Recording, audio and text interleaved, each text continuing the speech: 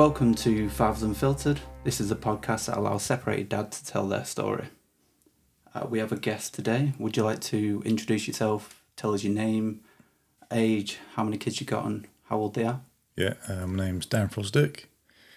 I'm 40 years old. I've got two girls, Ella and Isla, and they are 5 and 9. Okay, so how long have you been separated from your ex? Just under 2 years now, I think. And how long were you together? Just shy of 9 years. 9 years. Yeah, so it's nearly. So yeah. Okay. So I've not gone into exactly how it works, but we're going to start at the beginning of your relationship, touch on the main points, such as when you got together, when you had kids, when you moved in together, and move on to the point where you separated up until where you are today, and how your relationship currently is with your kids and your ex. So would you like to tell me about the day that you met your ex? Can you remember it? Yeah, so initially, so we met through a dating site, met up for the cinema. I remember one of the first things that she said to me was, do you want to talk about your exes? Which initially I was like, a bit taken back, like not the sort of thing that you say on a first date, but, fair enough. So we had a bit of a chat about that. Had kind of like a hug at the end in the car park and then went separate ways. And to be fair, I don't think I contacted her again for about a week because I had other things going on. I thought I didn't want to be too pushy. Yeah. So I thought leave it for a bit, play it cool, as you do, then go from there. So I messaged her and said, look, do you fancy coming out for another date? And she said, it's fine. So on the second day, I think she came around to mine because I was living in with a mate at the time. So I had my own room. Came round and watched a couple of movies, did the deed and had a kiss cut at the end, and then she went home and it just kind of carried on from there, really. That's like how it started. Started meeting up and... Yeah, exactly. Just as you do, like boyfriend, girlfriend, going out weekends and seeing each other during the evenings. I'd go into hers occasionally, she'd come round to mine. It was easier at mine because I had my own place at the time with my mate. Okay. But yeah, it was all kind of normal to begin with. I remember, because this was in the December, I remember before Christmas, her buying me like a £500 iPad. It just come out, like the iPad Air or something like that, just come out. How long had you actually been together at this point? About 3 weeks. Yeah, and it was like over 500 quid. So I suppose being a little bit younger then, I was a little bit naive. Now I look back at it now, it's a bit odd. Maybe love bombing or something? Exactly that, yeah. I was going to say, because that is... Yes. That's a crazy amount to spend. Yeah, massively. In 3 weeks. In 3 weeks. So, so again, I thought, right, really nice gesture. Fair enough. Yeah, you're not going to reject that. Exactly. So I did feel a bit guilty about my presents I got her because they weren't as nice as that. But, went on from there. Spent Christmas together. And then it got really, really intense really quickly. So there was a lot of stuff going on with, as you just said, like the love bombing. How often were you seeing each other in the week? Like every night. Okay, so it was you like, met each other and then and it was full on. Yeah, full on. Like every night we had to see each other. Just kind of what went on from there. And as I said, it got really, really intense to the point where, like, she made me feel like I was the only person in the world, which I'd never had that for anybody else, really. Yeah. So it was so intense. I thought, oh my God, like this is it. This is the one for me. So on the Valentine's, I think I took her to Guildford, to a really nice restaurant, and I proposed then.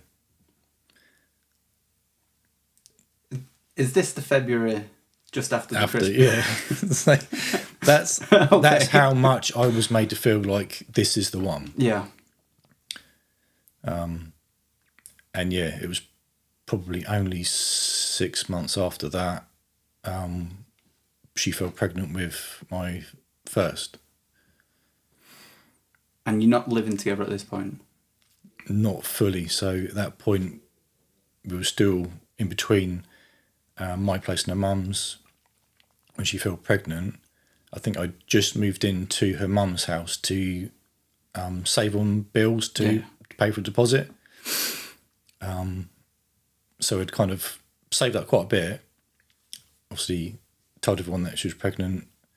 I had a Tag Heuer watch that I'd bought of someone, so I managed to sell that, and then that paid for the deposit for our first 2-bedroom place that we got together. Okay. And it kind of went from there. So, I mean, there's quite a lot of starting happening all at the same time, really. Yeah. So she's pregnant, you're moving in together, and you're talking around 7 months-ish. Yeah. But then, looking back now, there was a couple of red flags that I should have taken into consideration then, which was, I think, she was in the bedroom with me, talking to me, and I texted her on the phone. I said, well, no, who's that? She said, it was one of my mates. So I was thinking, like, a girl mate. And I said, oh, like, which one's that one? She said, oh, her name is such and such. And it was a boy. And I was like, okay, well, I've just come out of a bit of a shit relationship where she was talking to other people, other blokes behind my back, and I'm not comfortable with it.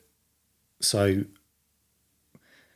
without me trying to sound like a bit of an arse, either you knock it on the head or we're kind of like done. And not in a horrible way, but it's not... I'm putting up a boundary, basically, for myself. That's loud. What anyone would do. Again, I was thrown, I was like controlling, I was this, I was that, and I was like, it's fine, you can throw whatever you want at me, but I've just come out of a really horrible relationship and it's something I don't need again. So unless you want to carry it on with him, but it won't be with me. When this came up, was this before she got pregnant? Yeah. Okay. Yes, so then she did the whole walked out and did everything. So again, being silly, I was like, got in the car, drove down, like said, like, come back, let's have a chat about it. Went back, had a chat.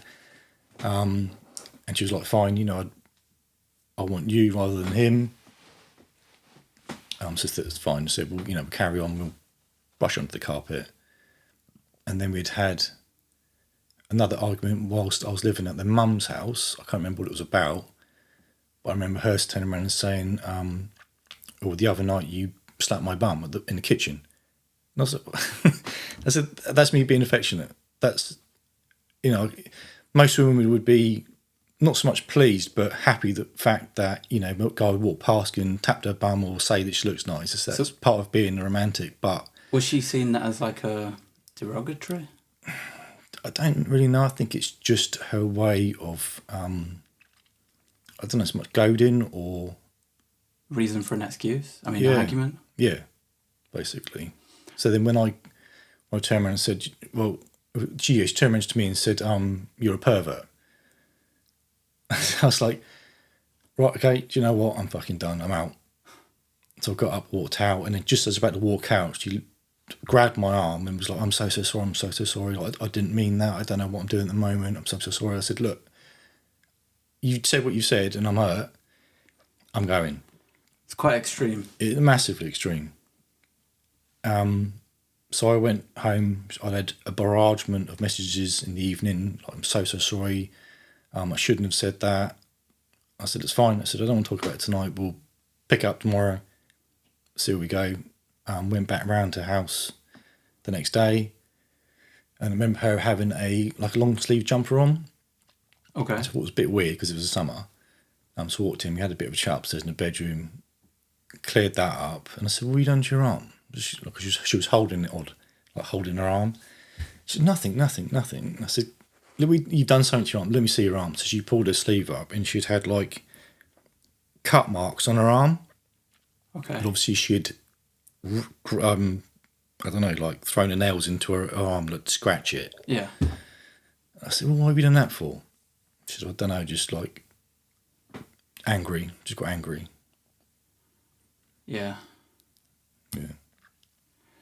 Just going back to the first one that you mentioned. Yeah. Did she say that they were friends? Yes. But I don't know, it just wording how she picked up and said, I don't want him, I want you. Yeah. Yeah, which I later... You wouldn't say that about a friend. Exactly. I did later find out that she had slept with him before, and it was a guy that had... Obviously, they'd been friends with, they'd go out with, but it was someone that she'd meet up with on a night out, and, you know, if she didn't go home with someone, he was like a backup, I suppose you'd call it from a female point of view, the backup guy. Yeah. Okay, so there's a couple of things there. Yeah. During going back to around the 7-month period, you moved in together. How was from moving in up until the point of giving birth? Was it wouldn't have been a full 9 months? Well, thereabouts. Thereabouts, yeah. I mean, it wasn't too bad, to be fair. Fairly easy going. I think we had a couple of like niggly arguments, but nothing major. Yeah. I think she's got like there's 4 sisters and all, so I think she was getting at that point like a bit of attention from the family. So that put her on a massive high. She was obviously getting messages all day long, phone calls, sisters coming round. So she was happy at the time. There's something to look forward to. Exactly. There's a baby coming. Yeah. So she was getting the attention at the time. Okay. In my way of seeing it anyway. So moving on to when the day of the birth. How was it for you in the run-up? Did you feel any different? Did your world feel any different as opposed to before she was pregnant? If you take aside the fact that you were living together. Yeah. Yeah. I felt complete. Like I was, you know, fulfilling something in my life, like becoming a dad. Yeah. You know, I'd never been around kids before, but I think there's something in some people, they're like, you know, I know that I want this, and everything was starting to make sense. And you know, for a bloke, I think any bloke has steps in their life that they need to take, to become, or you know, say that you've done these things in your life. It's milestones. Okay. No, normally when I ask a few blokes, they tend to. No, life's exactly the same. I'm not even joking. There's generally no change at all. What was it like during the birth for you? So I did notice, again, just before that, when we were going to the baby scan, that, and again, I took this down to being like, what do you call it, anxieties, stuff like this, but she caused an argument. I'm not supposed to be a happy, fun time, like, why are you causing an argument? I don't know, just, I am, and there was no way of saying to her, you know, get over it, we need to get on with this. She was just adamant, she was just angry. And we got there, she was all right, but yeah, it was odd, really odd. You never got to a reasoning why? No reasoning behind it whatsoever. She was just angry. And then there was I think it was the second scan.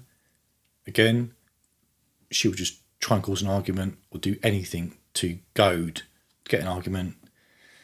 And again, I think it was like a few days before, a few days after, where it was that bad. I was like, do you know what? I'm done. I'm going to go for Dad's. I've had enough. So I'm going to go to my dad's. And then as I went to walk upstairs, she had pushed herself in front of me, and as I went to walk past, she like tripped back and then was like, well, you've pushed me. You've assaulted me. You've pushed me. I'm literally trying to get upstairs. You're trying to prevent me getting upstairs. I've walked past you and you've fallen backwards. So how was that? And again, it was, no matter what I would say, it was like, no, you've pushed me. You have definitely pushed me. I was like, do you know what? Whatever, I'm going. I'd be really worried about that straight away. Yeah. If any partner said in a certain tone, that'd, because you're like, oh shit. Yeah. What is it you're saying? Yeah, exactly. Yeah. Yeah. But again, like, you kind of like push past it. Right.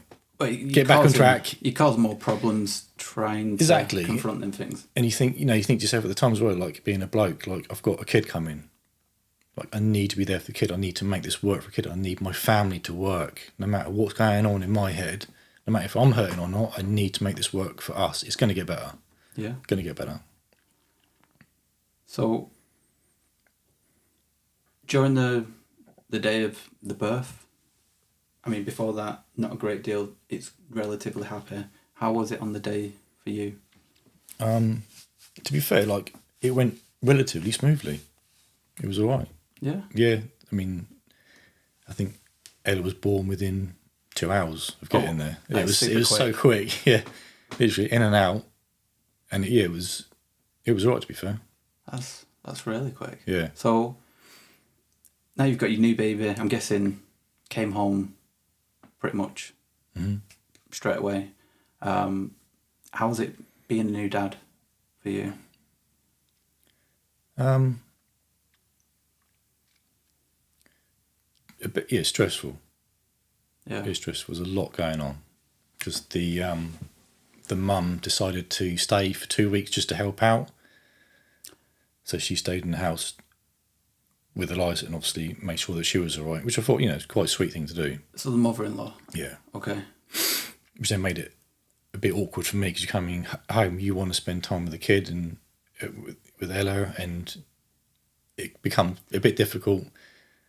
So at the end of the 2 weeks, I was a little bit like, right, okay, now it's our time to be a family and start doing things as a family because, it becomes like a third wheel.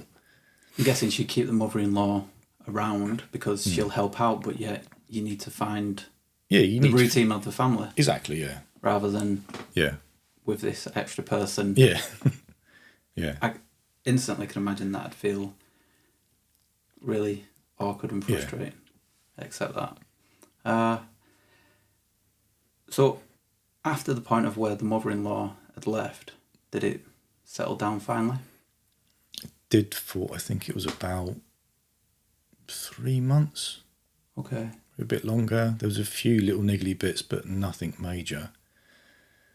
And then, again, in the meantime of being pregnant, she'd found that she's got diabetes as well, which she didn't know she had before. It kind of like brought it on properly. So she's got type 1 diabetes. So then we had the added stress of then her having to do jabbing, work out to jab and manage that, as well as looking after the baby. So I thought, she's stressed. But she was stressed. So I thought, okay, well, I'll do my bit. I'll help out as much as possible. I don't really know what I'm doing, but I'm learning. Yeah. And I'll do my bit and crack on, which I did. So I came in, I was doing like washing, hoovering, making sure that Ella was all right, making sure that I was changing nappies, helping out there. So what the routine we had was she would do, say, the 1 o'clock feed right the way through to the morning. Then I would like do a couple of feeds in the morning. She would have the baby for the day. Then when I got in, she would then go to bed. So I've got in at 5. She would then go to bed until the 1 o'clock. And then it was kind of like a split routine sort of thing. Yeah, once you get a baby that sort of age, you're in the same routine for 6 months. Oh, easy, yeah. Nothing really changes. It's like 3-4 hour cycles with them things. So what I did notice is when I was seeing her, she was very off with me. So I was like trying to deal with that as well. So in the end, I was doing a daytime work and then 2 nights a week, I was doing the night feeds as well. So I was getting up every couple of hours doing feeds in the night just so she could sleep. Yeah. So I thought, okay, that would hopefully help her out because she's knackered.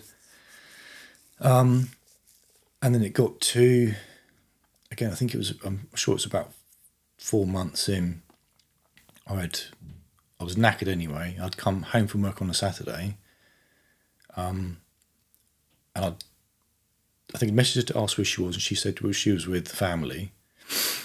I said, it's fine. I said, well, give me something you want to be back. She said, it's fine. So I got into bed, went to sleep. I then got woken up. I think she'd come in, had a look around, and then gone back out again. Then I heard the door go again about an hour later. And there was a load of banging around in Ella's bedroom. So I went in there and she was literally boxing her stuff up. I said, what are you doing? She said, well, we're going.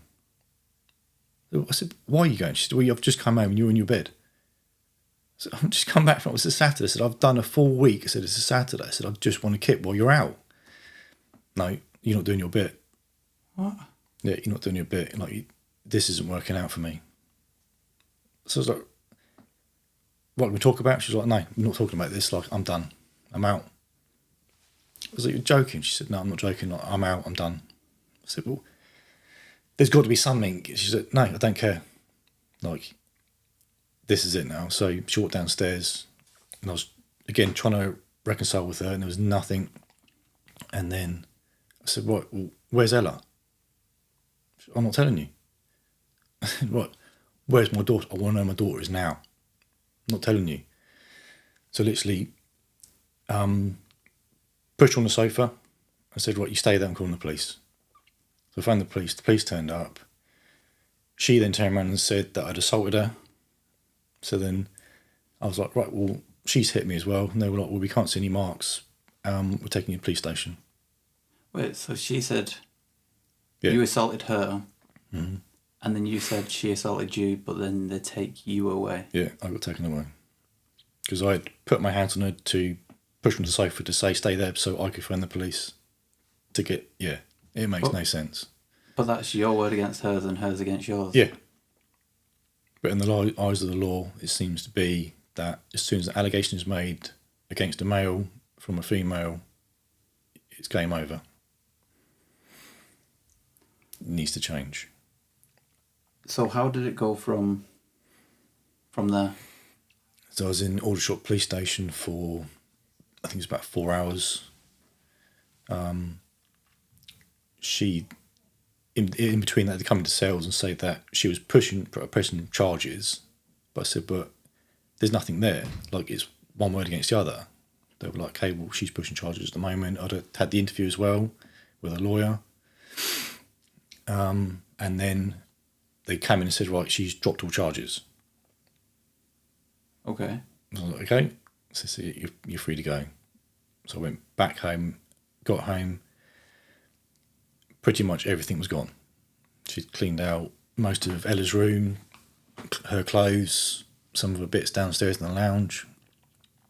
So again, tried calling her, she wouldn't answer.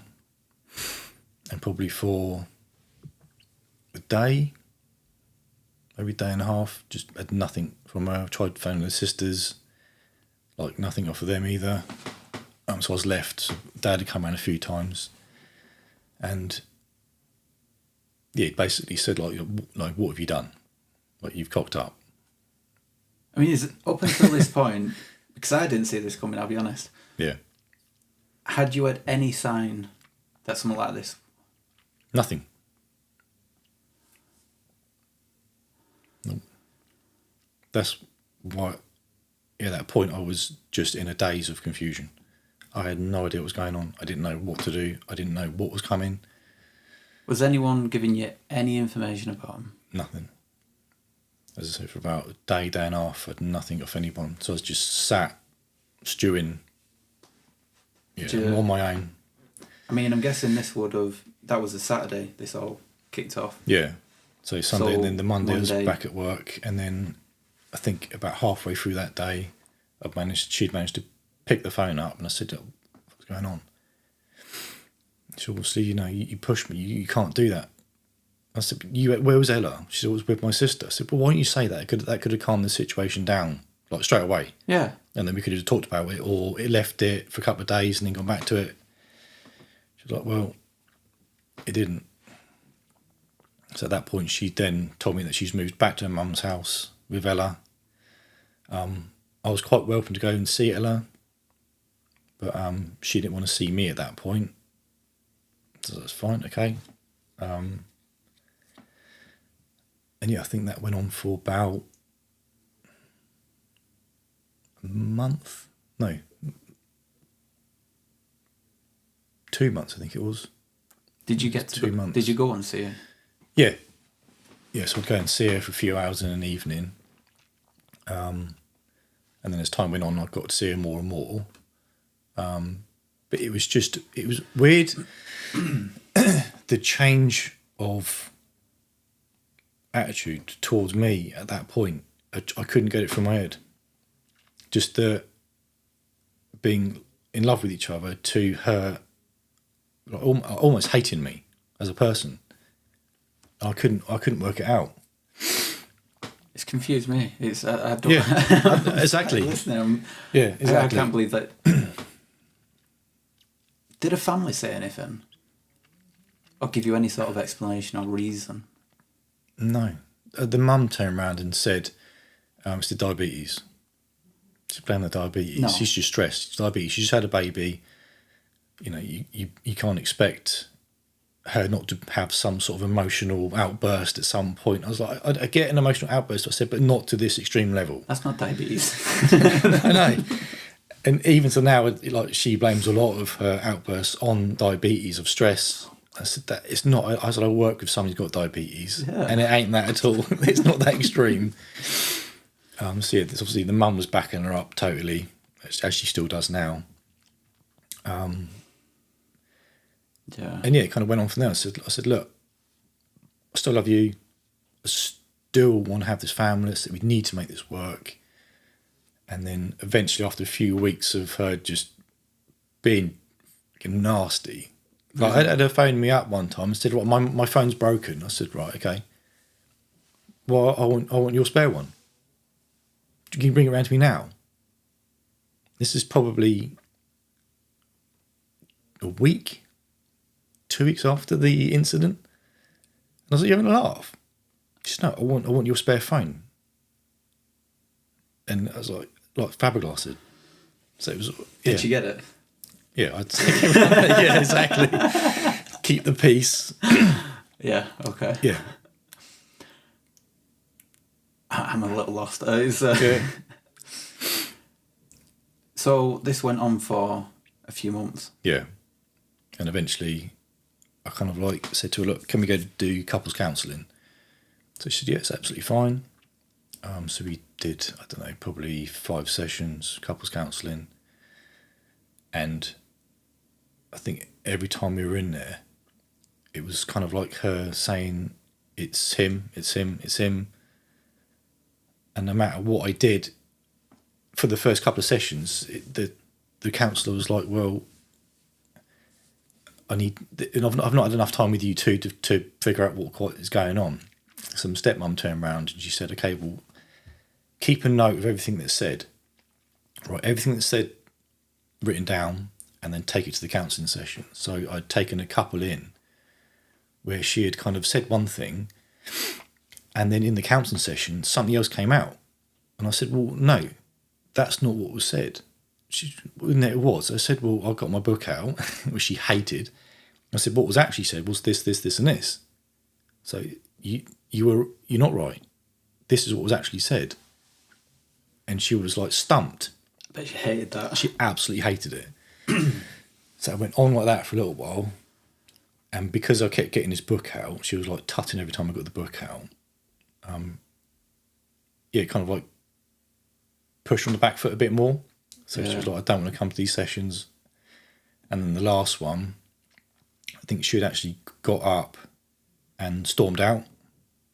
Because again, she had said something and I'd kind of like said, "Well, no, this is what was actually said. This, and this." She got up and stormed out. And yeah, I was going to sit on the phone as well. My phone dropped afterwards, said, "Look, you've got up and stormed out." I said, "I can't keep doing this." I said, "This is messing up my mental health, and obviously you're not in love with me. Otherwise you'd be making this work. So let's shake hands and go our separate ways." She said, "Well, why can't we just make it work? Like, what's going on?" I said, "You're constantly throwing me mixed signals." I said, "It's messing my head up." So I said, "We can either make this work or not." She said, "Well, I don't see why you couldn't have stepped up to be a dad when you should have." I said, "I'm going to tell you now." I said, "This is my first time at being a dad. I've not done this before." So I said, "You need to give me the opportunity to become a dad." I said, "I don't have any help with this." So I don't have my dad coming around helping me with nappies and stuff like that, like you do. I said, I'm picking up stuff. I'm watching you do your bit with your mum and your sister to come around. So, you know, and I'm not doing the bottle feeds. I'm not doing the nappies. I'm bathing them. I'm doing everything I should do. Said, I don't finish work. I don't go straight down the pub like most blokes do. So I finish work. I come home. I do my dad duties with you. I then sit with you for 2 to 3 hours, watch programs with you, a film with you. I said, and then I go to the gym and have my session. I said, everything that I do and have done has always been for you and the kids. I said, I always put myself second. I said, you need to start seeing this for our benefit. So at that point, it kind of like clicked. She was like, oh, okay, yeah, fair enough. Like, Sounds like give you're it another doing go. virtually everything Yeah. that a woman would want. And exactly. I can't even come up with something that you should be doing. Exactly that. Yeah. I don't know what else you could add to that. Yeah. You're doing. I'd love to say like I'm a twat. I go down the pub, I drink, and then I come home pissed, and the kids are in bed. I want my tea cooked. Like most other blokes that I know do that. I don't do it. I come in, I do my duties. I make sure that they're washed, fed. They got, you know, make sure that there's money in the bank. I do everything I need to do because I don't know if I'm just old school, but that's what I was kind of like taught to do. You know, you're a man, you go to work, you do your bits, you make sure that everything's sorted out for them. So did anything change for the better after? Yeah, for probably 2 years. Oh, wow, I think okay. it was pretty amicable. Wait, Yeah, so did you actually get back together? Yeah, she moved back in. Yeah, about a week later. I'm guessing you was happy about all that and Oh, managed it's ecstatic, yeah. Yeah, And ecstatic. did you think it was genuine? I mean, Yeah, okay. yeah, it did. It was genuine. And Yeah. you felt like you got round all the incident and the rest of it and Yeah, whatever happened. yeah, it was a Because I'm guessing Big in the back of your pills. mind, you're still wondering, how did this happen? You Yeah. probably didn't have a reason or No. something to justify some of that happening. So Yeah. you probably got in the back of your mind. yeah, it was odd for me at the time. Or But is then, it going to happen again? yeah, but then like you go down the route of she has got diabetes, she has just had a baby, her hormones are all over the place, so you kind of like make an excuse for the situation that happened. Yeah. But then going forward, obviously we had, you know, a couple of nice family holidays, but again there'd be incidents where on the day of the holiday you'd have to cause some sort of argument. Yeah. There'd have to be something that you'd have to do to ruin it. So then every time there's a big event coming up, you're like tenterhooks, walking eggshells to try and figure out what was going on next, like why she was doing it. I could never work it out. Just go back a little bit to how did the recoupling look from being disconnected for a few months to, did she sort of verbally accept it and then did you get some sort of response? I mean, how did that come about?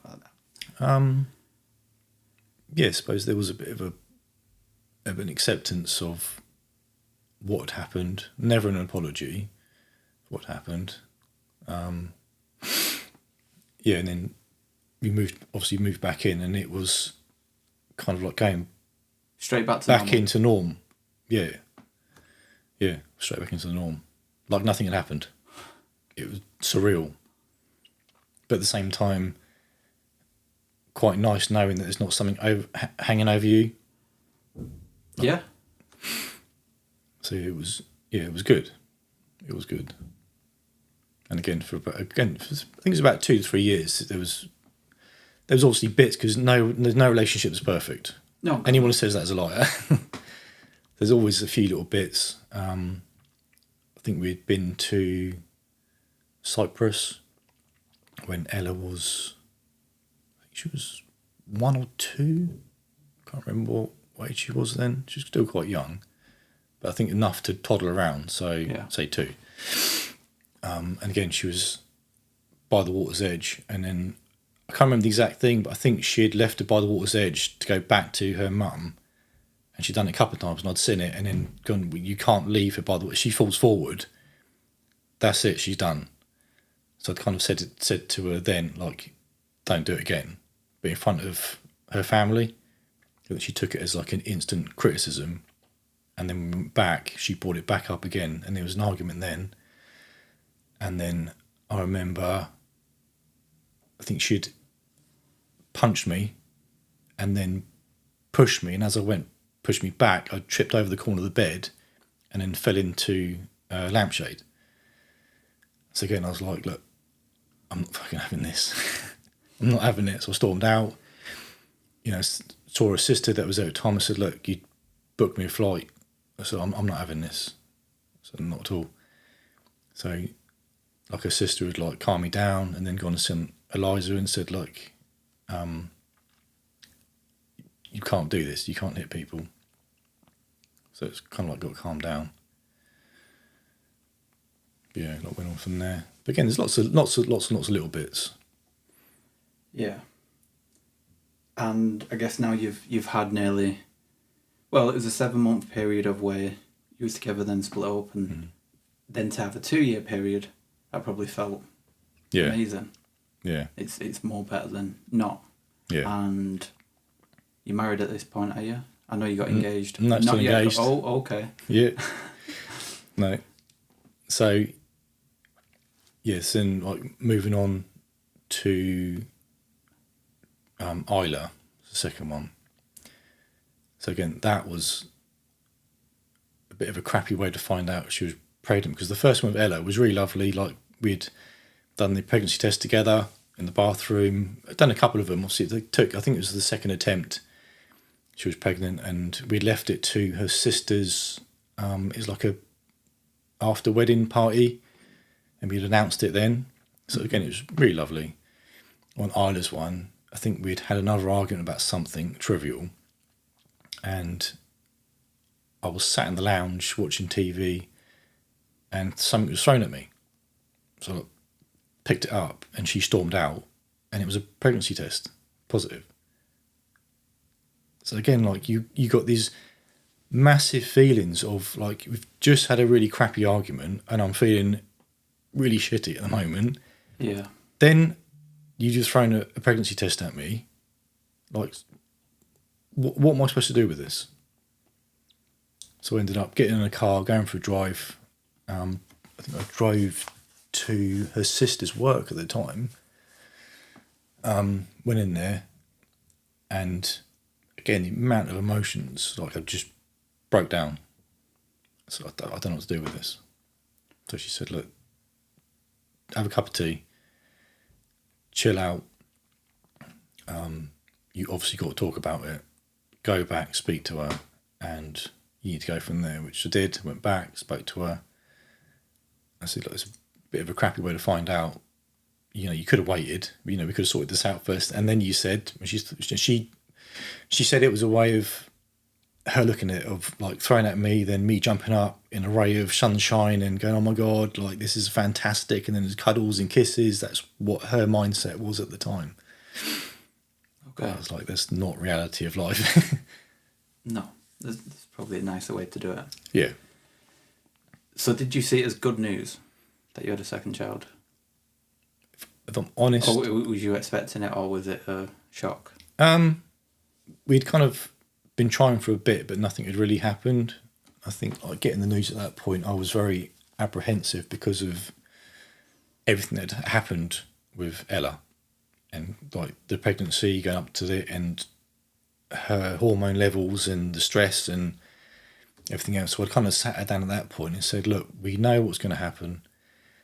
You know you're going to get stressed. I said, so let's prepare now mentally and work forward, which probably worked out in our favour, because I think that she took a step back, and every time that she was starting to get angry, she would then go for a drive or do something different. And I was like, okay, that's where we need to be. It's progress, yeah. wasn't the best sometimes. I think that our approach to it wasn't the best, because what we would do was, if we'd had like a bit of a bicker, instead of resolving it, we would just come in and go, do you want a cup of tea? And it would all be done. That's like your pause button, I guess. Yeah. Okay. Like, have a cup of tea and then it's all done. But there's no going back to it. You don't go back to the argument again. It's done. Yeah. How does that work? That's a great way to do that, isn't it? Yeah. It's like, no, argument stop. Yeah. Yeah. I think like from her point of view, it was her way of not having to apologise for something. At the same time, it was a good way for me to not have to deal with the stress of the potential another argument, because yeah, it was more of a, for me it was more of a fear of the abandonment again. So the less arguments that I had to deal with, the more chance I had of having a happy life moving forward. Okay. So was it any different in the 9 months run up with the second child as to your first? A lot different. Yeah. A lot less stressed. As I said to her sister, like it's like a different person. Odd. I even remember one time trying to goad an argument about her mum, which would usually spark off something, and there was nothing. Yeah, just chilled as anything. So chilled. Well, that's good. Yeah, that's what I thought. I said, okay, we've broken the seal here, it's done. Let's carry on, it's going to have a good life. Fantastic. And then, yeah, we had Isla, who again was a difficult birth. Okay. Very difficult birth, because she had diabetes. You've got to go in and what they call it when you, can't we call it? You got to book a date for the birth, and then okay, what can't we call it though? I'm not sure. Yeah. I've never done a diabetes birth. No. Okay. You go in, so you book a date for diabetes. With normal pregnancy, you literally, as soon as the water break, Yes. you phone up and then you go in with diabetes and anything like that. You kind of got a set date and you kind of work set a around date and you go in. Then you have your blood's taken as well to make sure that you're at the right levels all the way through the pregnancy. All the way through the pregnancy as well, she's constantly having to go in to have her bloods checked to make sure that the baby is at the right weight as well, because on both births they were both big babies because of the diabetes. Yeah, okay. They're both like well over 8 pounds each. Which is not massive, but yeah, they should have been about probably 6 to 7 pounds, and they were a lot higher. So yeah, we had to go in there. I think they put the pessary in first to get it going, or the gel. And then once they've done those two, again, you have to wait 24 hours for each one of them. And then the last one was into the side room to be put onto a drip with like a hormone drip. So it helps the body kick in.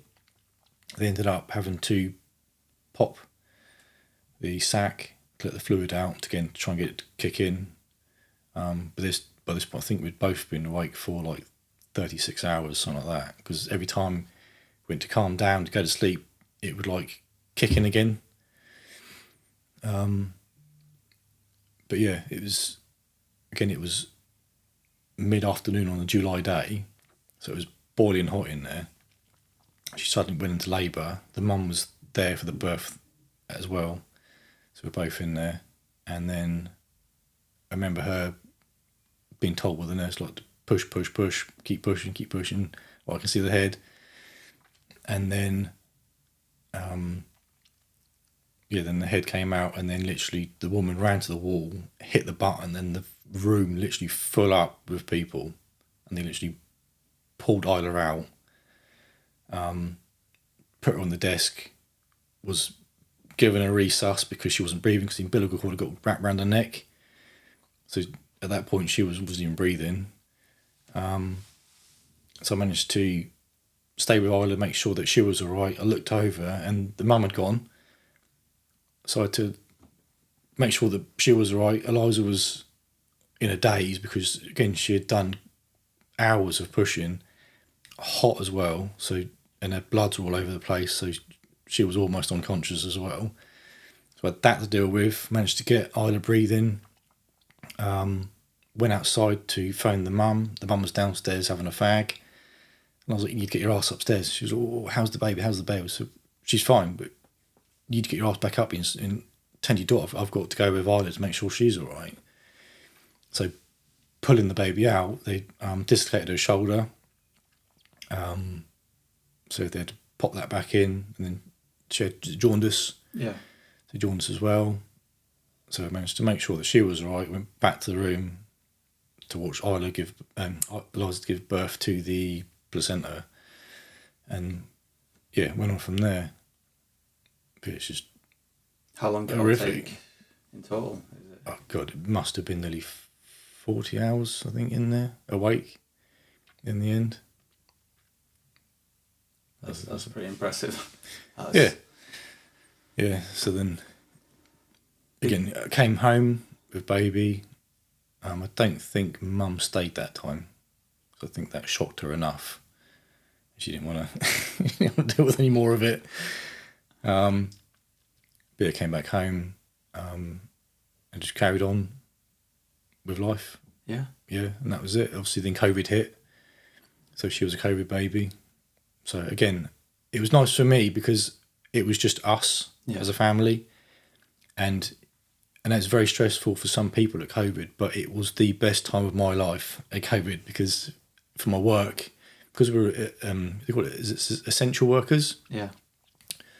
There was me and another mechanic in there, so we were doing one day on, one day off. So again, I'd have some weeks, I'd have like 3 days off and then 2 days off.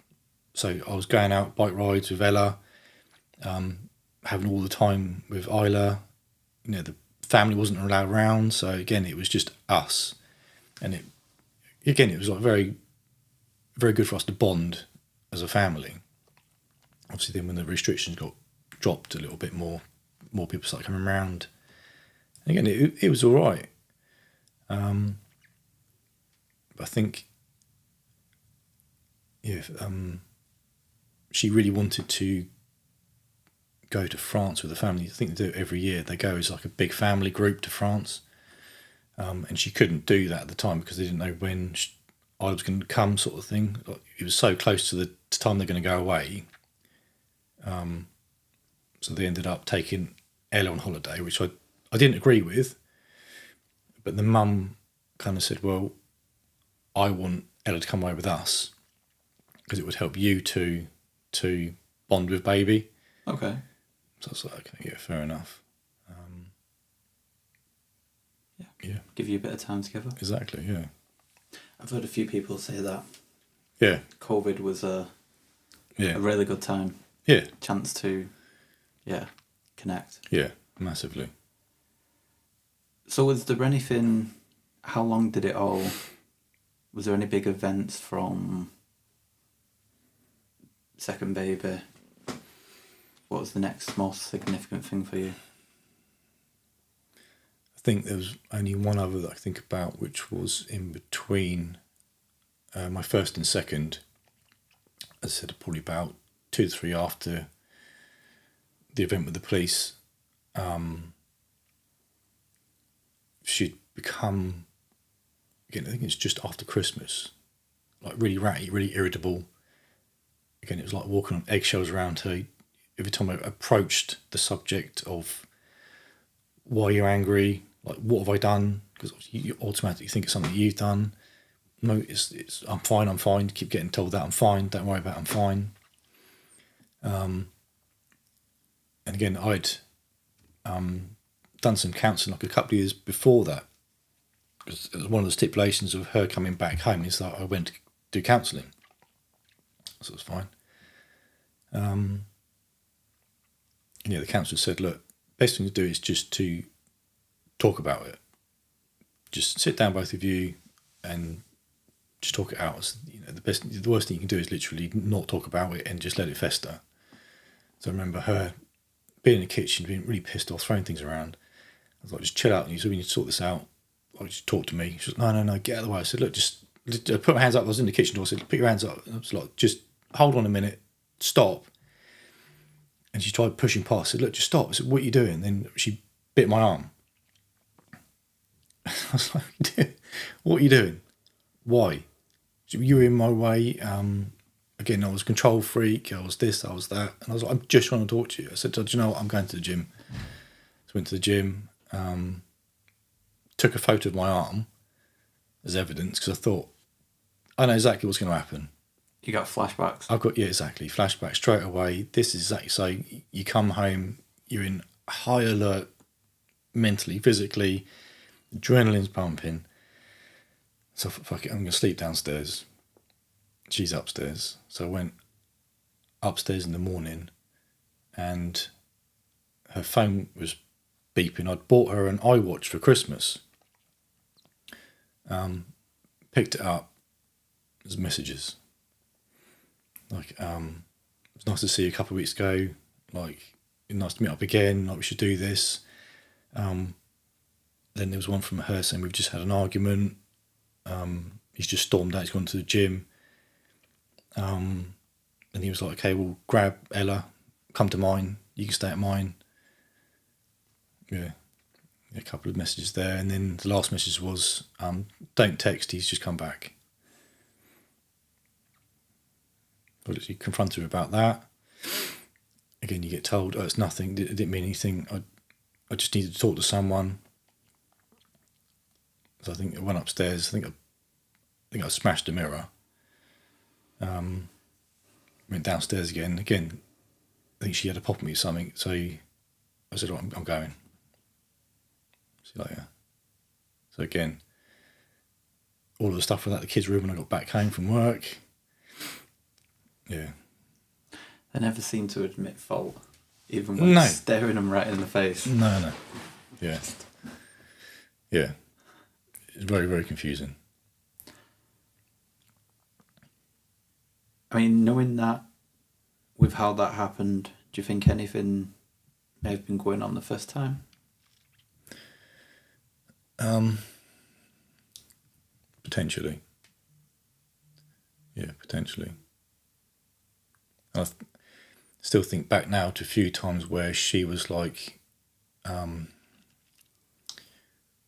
commenting on different people working where she works, different men. Or bringing names up. Or he's quite dishy at work, and so you kind of like, I don't know, laugh it off. Yeah. At the time, because you think, why'd you keep mentioning him? Yeah, laugh it off. Yeah, so there's a few times as well she's had to have stayed on at work or go in late to do like night shift checks because she's works with autistic adults.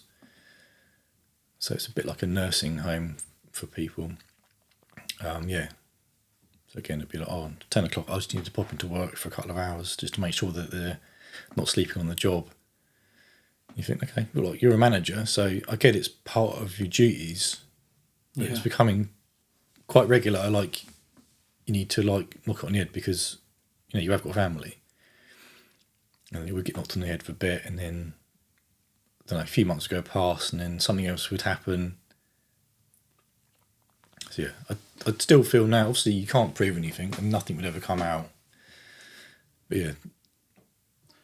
It's always people at work. Always people at work. Yeah.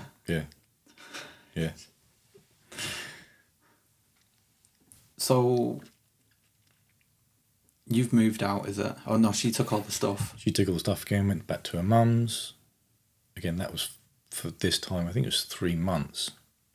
So at this point again, I was... Did you get to see kids devastated. during that period? Yeah. Okay. Yeah, so...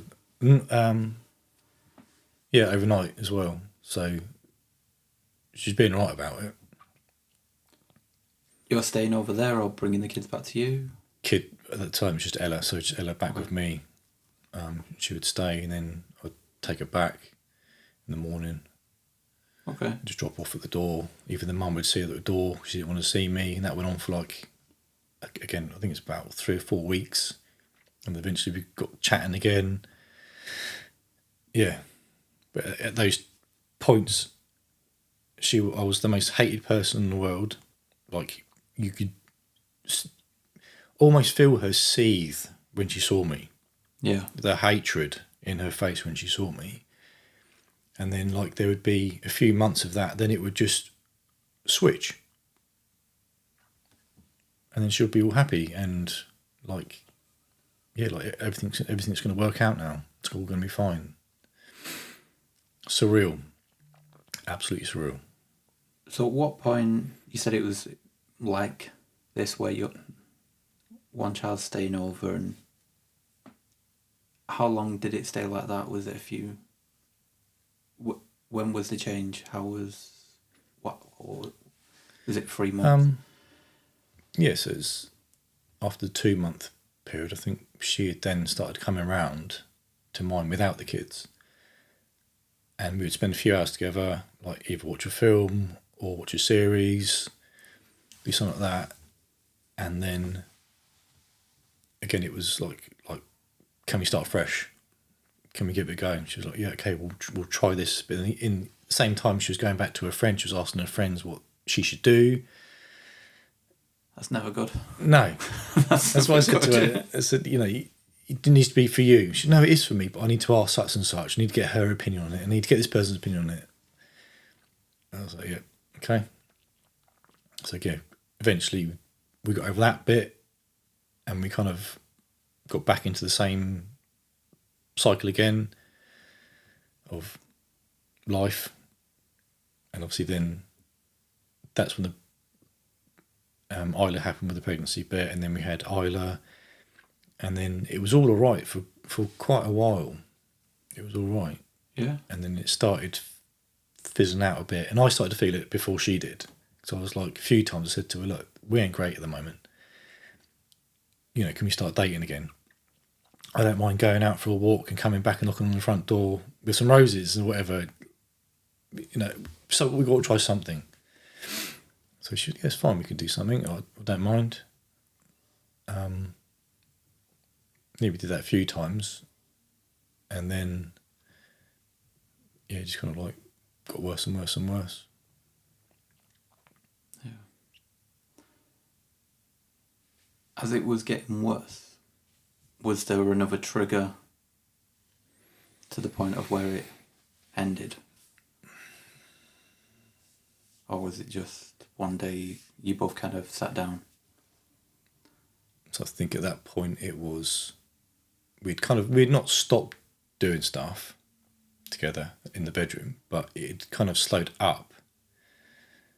And then I'd made a couple of comments about bedroom stuff and said, look, it'd be nice, you know, for a bloke's point of view, this is how I can show my affection in a bloke's way. Like, this is how I'm affectionate to you. I said, I know I can do the kissing and cuddling. Like, I know even like 2 weeks before the breakup, I threw her over the bonnet in front of the kids and was kissing and cuddling her, and she did the whole, oh, get off.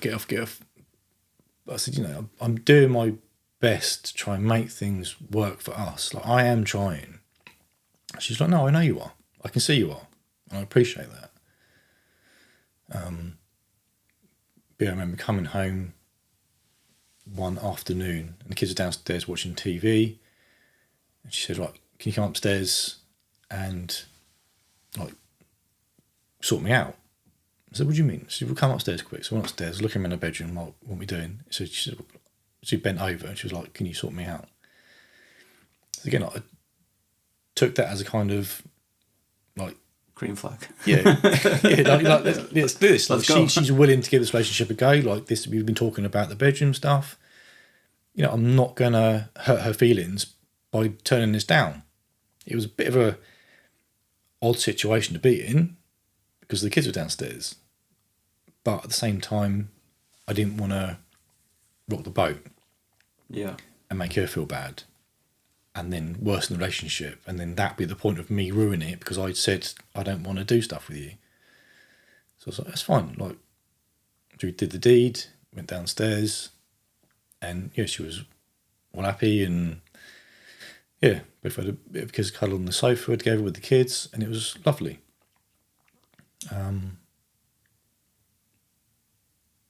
Yeah, and then it was probably a few days, maybe a week after, she had said to me, I didn't hear her say it to be fair, but I think she said to me, can you do the dishwasher before we go to the gym?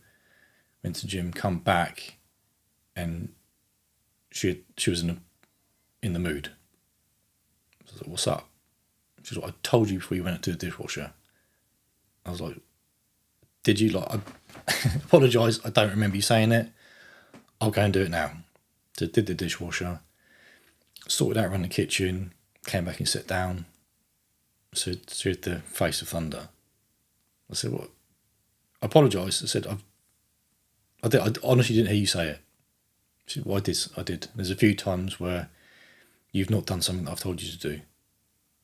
I said, Liza, I'm pretty good around the house. I said, even you've told me a few times of hoovering, because I do it too much apparently.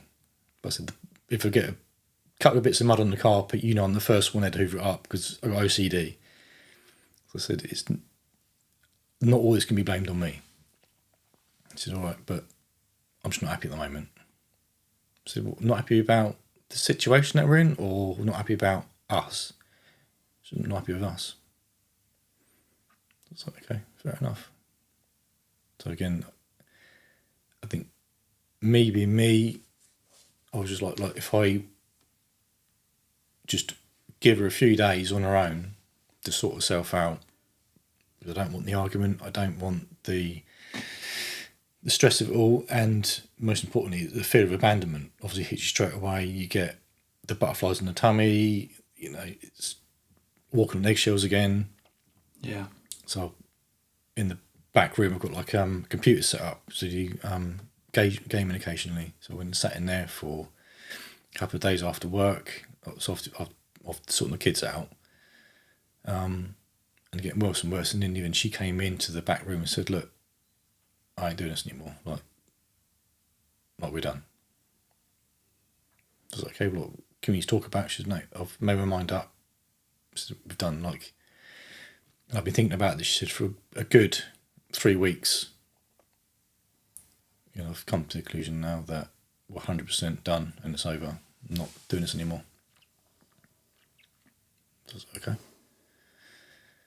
So then we sat down, and again, tried to keep it amicable at that point, because we went through a stage of like break up and get back together, break up, again in the back of your mind, you're like, I'll just play along with it for a bit because she's just going to come to her senses and go, do you know what, this is stupid, let's just crack on. Yeah. So I said, okay, we'll sat down. We actually did things amicably with the kids. You know, like we set days of when I could see them overnight and stuff like that, and she did the same.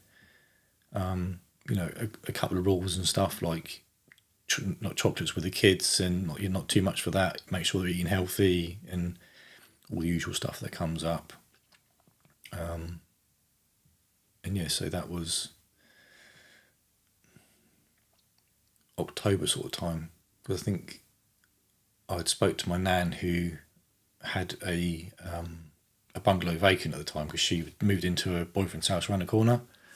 So it was vacant. I said, well, can I stay there for a couple of months until we're kind of like back on track?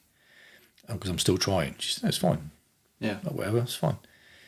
I said to Lara, I said, look, I tell you what, before we actually completely end this, can I at least try? Can we at least give something a go? Like, so I'm willing to move to my nan's house. I spoke to my nan, I'll move to my nan's house, and we'll start dating again. We'll do things completely different than we did before. Because I'm doing my bit, I'm moving out, and I won't be, you know, sort your head out properly this time, and we can do this differently to what it was the last few times. So she said, it's fine. Like, I don't mind giving it a go. You know, we've done like 9 years together. It's for the kids as well. It's fine. Okay, so I think it was the Halloween party had been and gone. I think we'd done that with the kids and with her family. I said, right, I'm going to take Ella's friend home to your mum. And I obviously packed my stuff in the morning in a suitcase, put it in the car. So she was like, okay, fair enough. So I put Layla in the car, went back in and said, right, I'm going now. She was like, okay, put her hand up. I said, okay, right, bye. Is that it? She's like, yep. So her sister kind of tapped her and said, I think he's actually going. So she said, okay. So then she walked over and gave me a half cuddle. So it wasn't like a full cuddle, it was like half cuddle sort of thing, which killed me. Yeah. I got in the car, drove off, went to my nan's house, and then just sat in silence, which is, I think all the blokes out there who's been in that position will know it's the most awful feeling in the world when you're sat there in silence and there's no one there. There's no kids running around. There's no nothing. It's just dead silence. Especially in them early days. Yeah. And I think, at that point then, I kind of kept myself going a little bit because I'm like, right, I need to try to give it a go, make things work. I started putting plans in my head about what to do or what I want to do. Go in there with flowers or whatever and try and make things better. So yeah, again, I'll stay over a few nights a week at the house with the kids, twice, 3 times a week sometimes, and then she'll be on the phone, texting evenings. I'll be like, right, I might as well go home then. So I'd go home again, sit in silence again. And yeah, there was, I think it was on one Sunday, she had phoned me to say that Isla, the little one, had banged her head. Ella had pushed a swing, and as it had come round, it had smacked her full on the forehead. She's got a big lump. She said, we're going to A&E. I said, it's fine. I'll meet you in A&E. She said, that's fine. Okay, I'll meet you there. Went round there, and she was just off. Just wouldn't talk to me. Would barely say anything to me at all. Wouldn't look at me. I thought, okay, it was because Isla's hurt, and I don't know if she feels bad not being there at the time, but there's nothing she could have done. So you just let it go. And she'd said to me as well a couple of days before, look, could you have the kids? Because I'm going out with a mate. I said, yeah, it's fine, it's not a problem. So I said to that day, I said, well, obviously you're staying at home because Isla's hurt herself. She said, no, can you still have the kids? You can stay at the house, but you can still have the kids if you wouldn't mind. Again, I was like, okay, most mums would have been like, no chance of my going out. I'm going to cancel everything, stay home with my kid to make sure that she's all right, because she had a massive lump on her head. It was huge. So I was like, it's fine. So slept over the house. She came in at probably 1, 2 o'clock in the morning. So I went downstairs. I said, I'm not being funny. I know we're not together at the moment, but I've got a feeling that something's going on. She's like, no, there's nothing going on. I was with Shelley. I was like, I'm not being funny, but I'm like 90% sure that something's going on. So you're acting strange. She said, well, there's my phone. Go in the other room. Go and get my phone, she said, and bring it to me, and I'll phone Shelley for you and put it on loudspeaker. I said, well, she's your mate. She's obviously going to back up anything that you see. Yeah, this isn't rocket science. I was going to when he got the phone, and because it was a phone that I'd had before and set it up for her, she didn't know how to do it. Yeah, I'd set up Face ID. So I went to put her passcode in. It didn't work. But obviously, because Face ID, it logged straight in. So in front of her, I was flicked through the messages because she was thinking that because I've changed the password, you can't get into it. So I flicked through the messages straight away. Sean, top of the list. Nice kisses last night, baby. Nice cuddles last night, baby. Hope you got home safely, baby. Kiss, kiss, kiss, hug, hug, hug. So again, heart dropped to the floor. So I handed the phone to her. I said, well, you are seeing someone. Well, who? How did you get into my phone? I said, I'm not going to tell you. But it's there in black and white. It's nothing. It's just a guy from work. What guy from work? He's just the maintenance man. I said, what's about the kissing, about the hugging? Oh, it doesn't mean anything. We just met up, and then she gets defensive straight away. Yeah. And you get the whole, get out of my house. Okay. Yeah. You haven't done anything wrong. I said, like, we're not together. But it would have been nice if you'd have said to me, I'm seeing someone. So we got in the car, drove back to my nan's. Yeah, literally just broke down. And then from then for about a week, just absolute blur.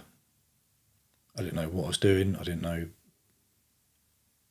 Yeah, it was just shock to the system straight away. It was just instant depression.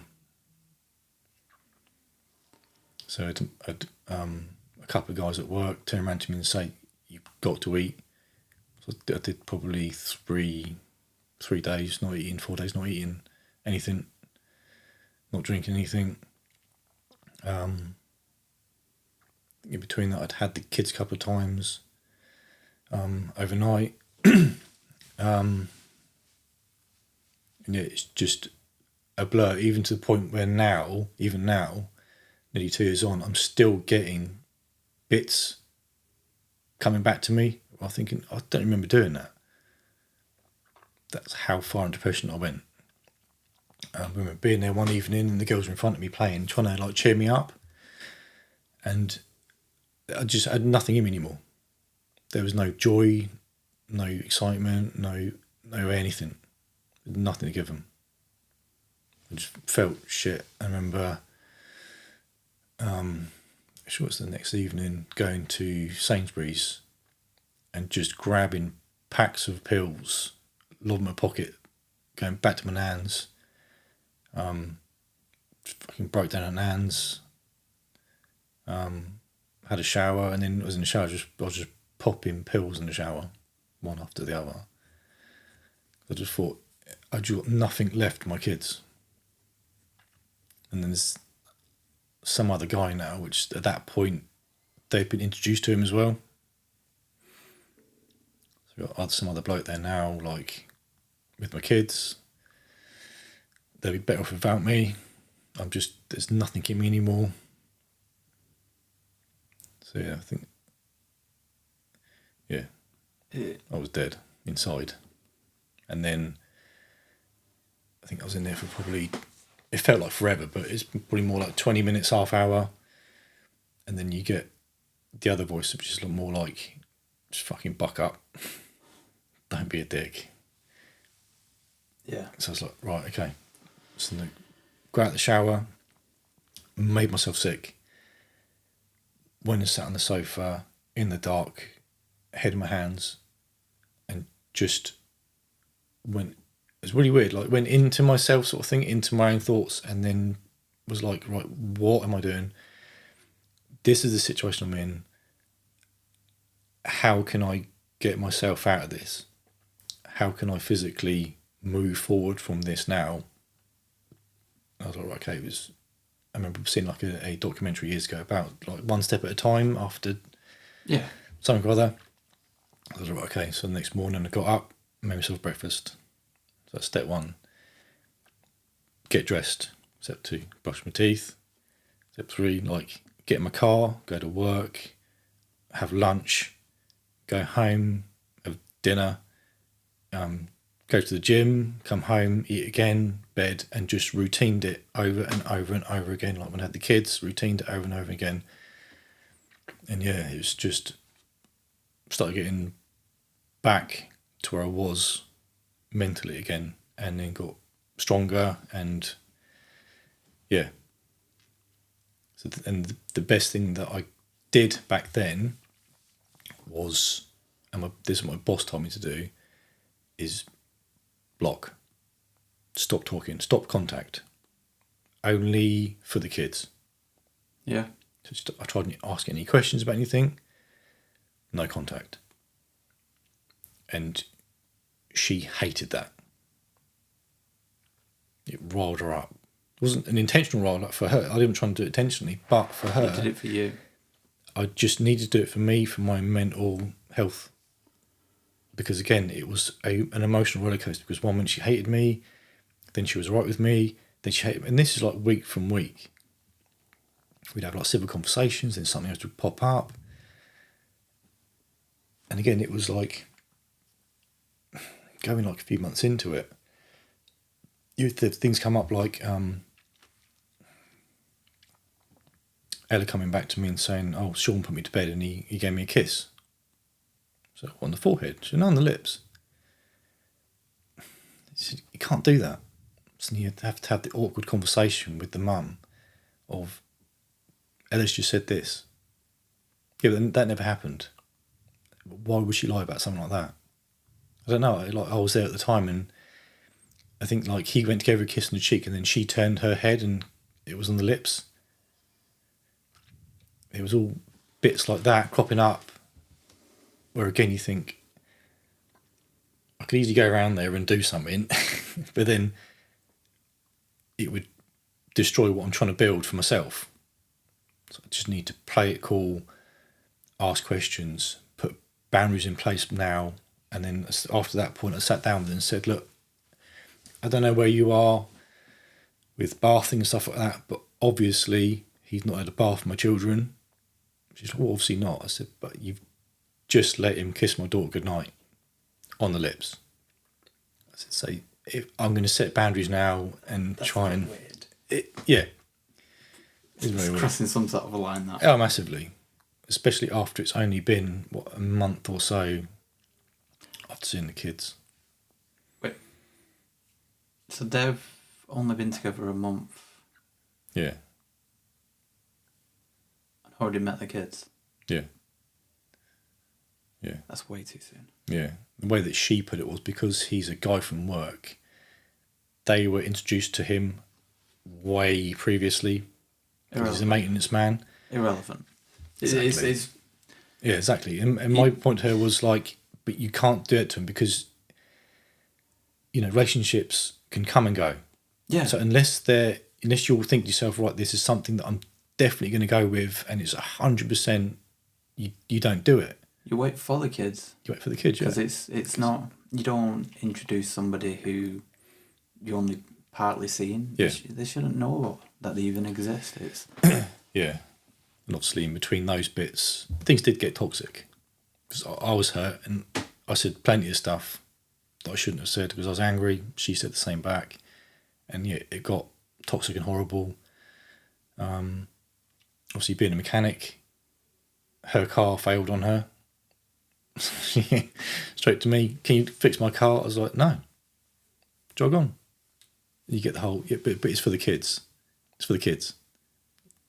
Technically, but no. Plenty of garages out there. yeah. Sort yourself out. Well, could you please? It's fine. What I'll do is I'll book it into the garage, but that's not going through me personally. You can pay the garage price. Yeah, okay, we'll do that. And it turned out it needed an engine.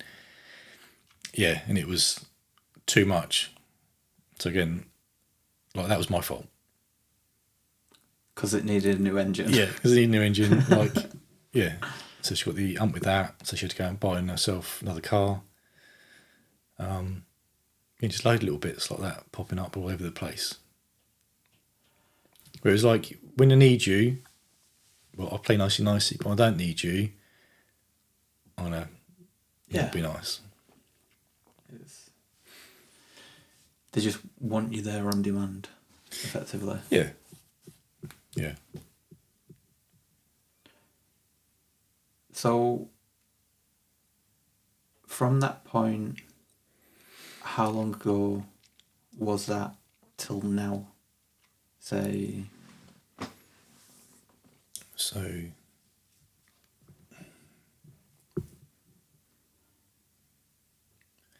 again, yeah. So we broke up in the October, so December, January, February. I think it was the March. They then broke up. Her and her partner? It only lasted probably... No, maybe I think it lasted about 6 months, actually, from what she was saying. But in the meantime, I'd been on Tinder, and probably more for anything, it's just to get some validation. It's nice to have People women to talk go, to. and oddly, it was the amount of women that had turned around. Because it was nice to vent as well to them, and for them to turn around and go, "What's her problem? Like, what is her problem? Like, this is everything that I want from my man. Like, not so much you're a perfect bloke, but you don't seem real.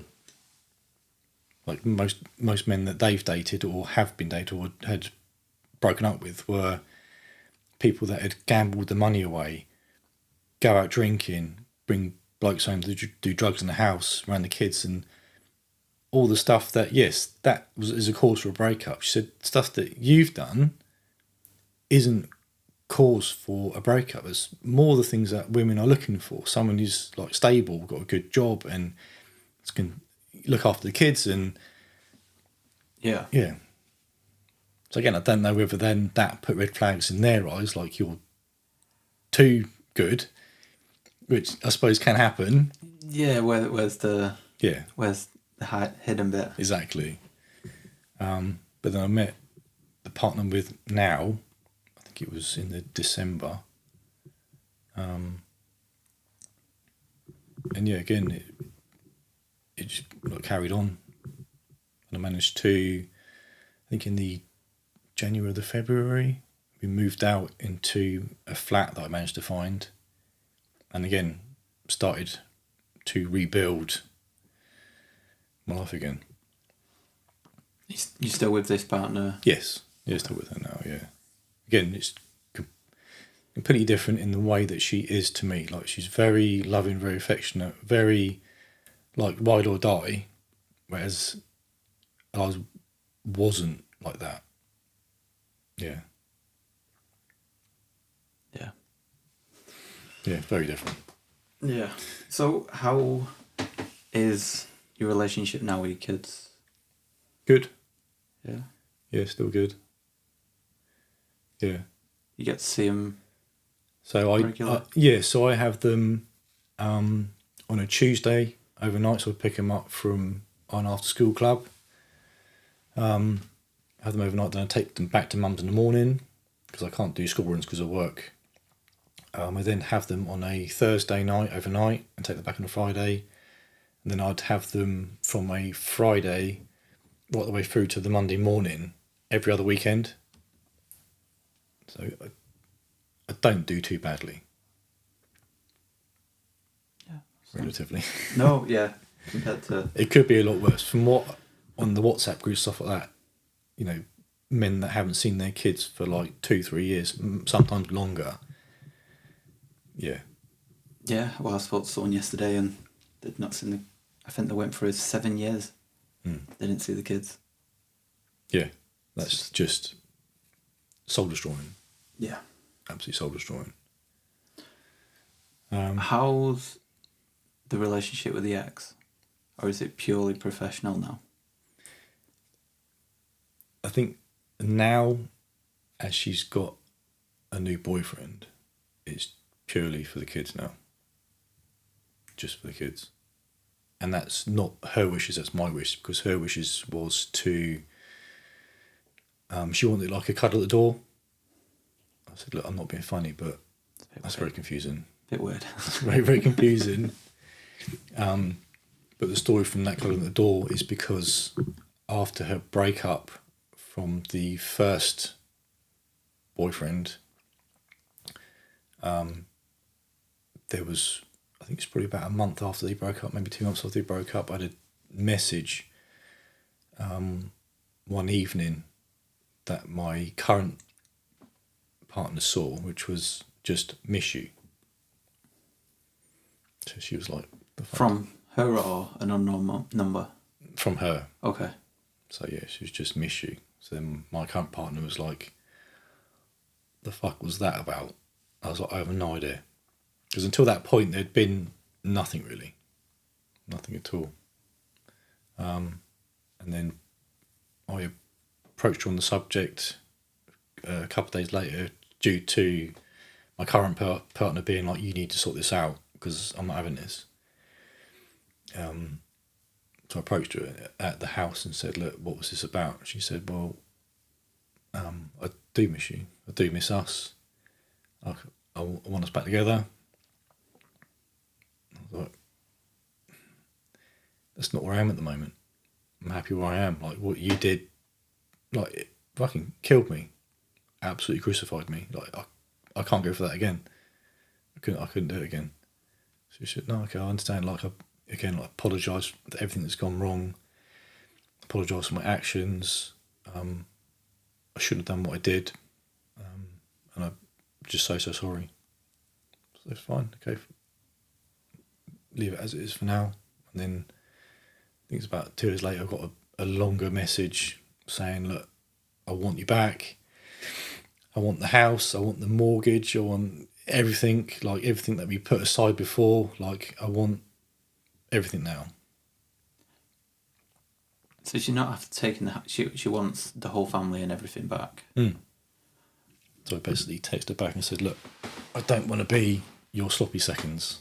So she texted back in saying, look, you'll never be sloppy seconds. You'll always be like the man of my life. I was like, okay, fair enough. But it's not really what I want at the moment. So, yeah.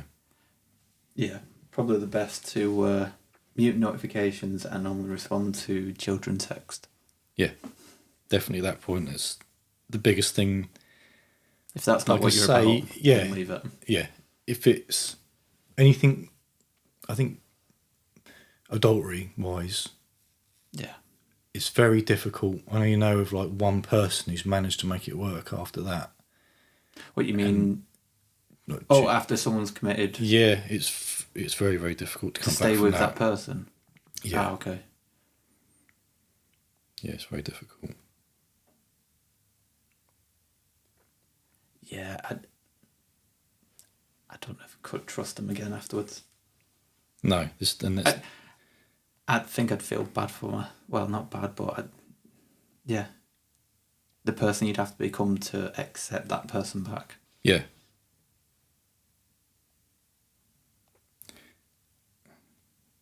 I'd kept the what message somewhere. It's on there somewhere. Okay. Yeah. Find it later. Yeah.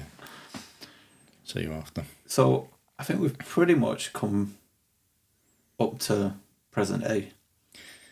Unless there's something. So again, I kind of like said no, not really. She said about couples counselling. So then I kind of like agreed to it to an extent, and then was like, no.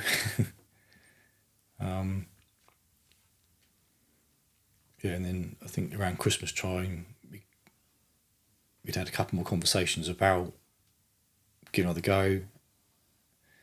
But in the meantime, it kind of like it messed with my head again, because you're like, I could have all my family back in, I could have my house back again, I did everything I've built back again. But you know, in your back in your mind, it's wrong. So again, we'd had a couple of conversations, and I was like, you know, I'd love to come back. I'd love to have you all back in my life again, but it's difficult at the moment. And at that time, it was like pushing me away from my current partner as well. So we kind of like went through a bit of a breakup as well, because she could feel it wasn't working. I wasn't there emotionally. So yeah, it definitely messed my head again. Yeah, it's only until like recent where I kind of like said to her again, like, no, this isn't working. Because again, it was over Christmas, again, where it had all been going on. And again, I was like, I'm an R, like what to do. And she was like, I need a decision. I was like, I just honestly don't know. So this is all way too much for me at the moment. I don't know. I'd gone through a bit of a breakup with Beth. I'd said to her, look, I'm going to stay with the kids at the mum's house, Christmas Eve, so I can wake up with them Christmas morning, because it's all kind of amicable at the moment. I just want to do that just for the kids. So she's gone like, right, okay, that's fine. We can do that, but we need to work stuff out between us as well. I said, no, I get that. I said, but let me get Christmas out of the way, then we can sort something out between us. Woke up Christmas morning, had Christmas with the kids, opened the presents up, and then I remember her giving me like a bigger box. She said, this is from me and kind of the kids to say thank you for everything you've done for us over the years. It's not a really big present, is it? And thank you for selling your watch. Okay, that's fair enough. Like, I opened it up, a £1,500 Tag Heuer Formula One watch. So I was like, instantly took me right the way back to the iPad. Yeah, to when you first met. Yeah. I was like, now I get it. And then moving on from that, I'd done, like, TikTok is good for a lot of things. And a lot of things it has learnt me moving forward from all this is mental health. And I'm currently going through, again, it's like a 5-year waiting list, ADHD. Oh, yeah? Yeah. Because I've definitely got something there. But when you read up on it, like, that can be triggered by extended periods of trauma. I didn't know that. Yeah. From what I've read up, yeah, it can. So any, like, bad relationships that you've been in where you use, like, highs and lows and the rest of it, it can bring on ADHD. Huh. Then going on, I was like trying to work out mentally how she had gone from loving me, devoted to me, to just absolutely hating me.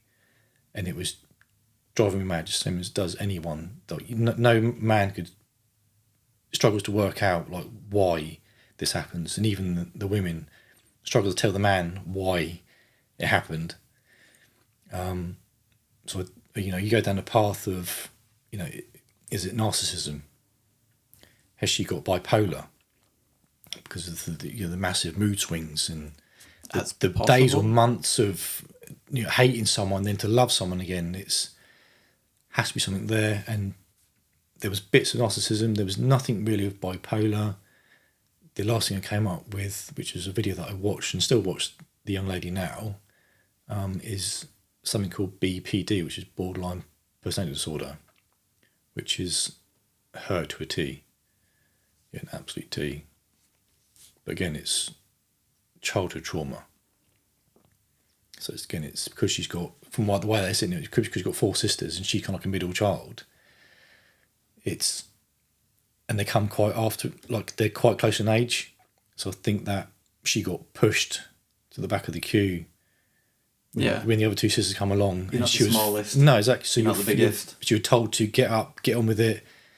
You got your emotions not met by your parent because your parents are too involved with their own lives and of the siblings below you, trying to make sure that they're right, make sure they're fed, clean, washed. So you end up fending for yourself. And what happens is, what I've read up is they end up building like their own little bubble around themselves. It's a protective bubble. So, it's your own little trauma bubble. And it's horrible because they have really low self-esteem, even though they can come across being quite outgoing and confident. She's got low self-esteem. She hates herself, doesn't like her image, her body, anything like that.